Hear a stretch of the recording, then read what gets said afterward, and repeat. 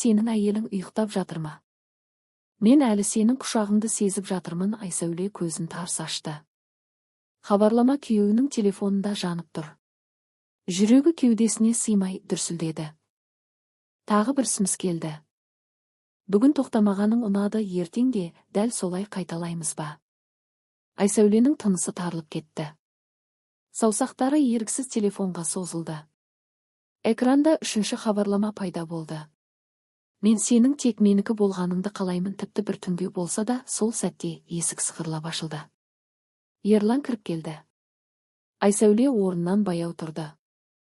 Қолында телефон. Көздері жасқа толы, бірақ даусы су. Бұл кім? Ерлан бір сәтке қатып қалды. Ол бәрін түсінді. Бірақ тым кеш еді.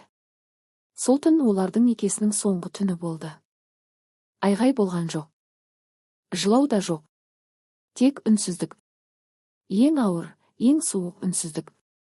Ерлан бұрын мұндай емес еді. Ол Айсәулені шын сүйген.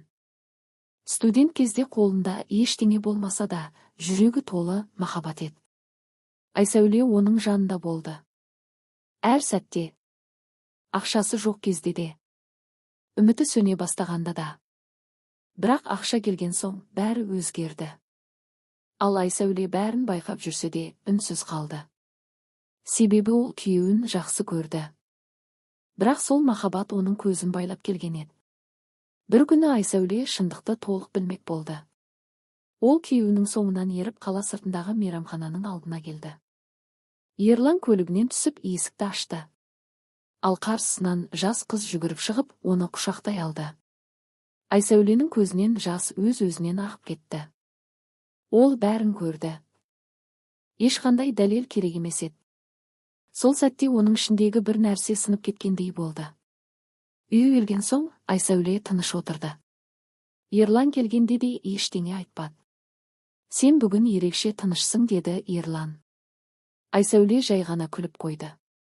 Шаршадым. Сол түні ол шешім қабылдады. Бір апта өтті. Ерлан бұрынғыдай өмір сүріп жүрді. Екі өмір. Бірі отбасы, бірі жасырын махаббат. Бірақ ол бір нәрсені білмеді. Айсәуле кетуге дайындалып жатқанын. Бір күні кешке Ерлан үйге келсе, үй іші бос тұрды. Тек үстелде бір хат жатты.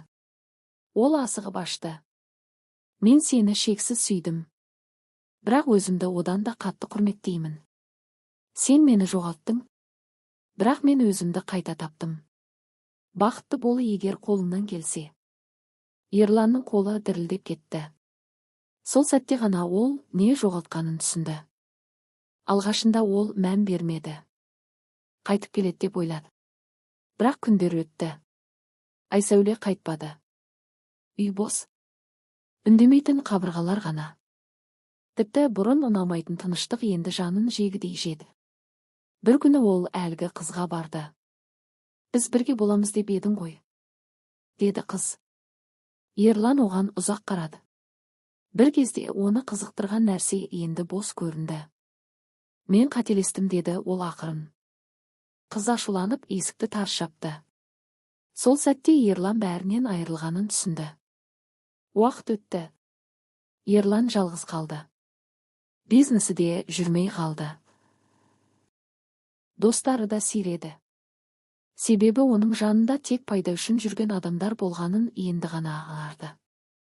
Ал Айсәуле ол жаңа өмір бастады. Жұмысқа тұрды. Өз-өзін дамытты. Көзіндегі мұңның орнын сенімділік басты. Бір күні олар кездейсоқ көшеде кездесті.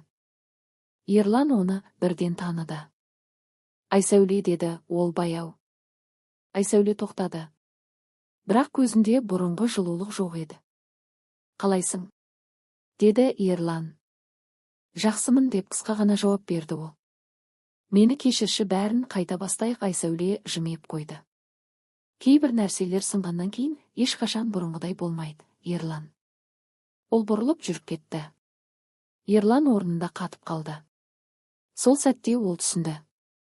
Опасыздық, бір сәттік әлсіздік. Ал оның жазасы өмір бойғы жалғыздық. Түн тағы да түсті. Бірақ бұл жолы басқа үйде. Айсәуле терезеден жұлдыздарға қарап тұрды. Жүрегі тыныш.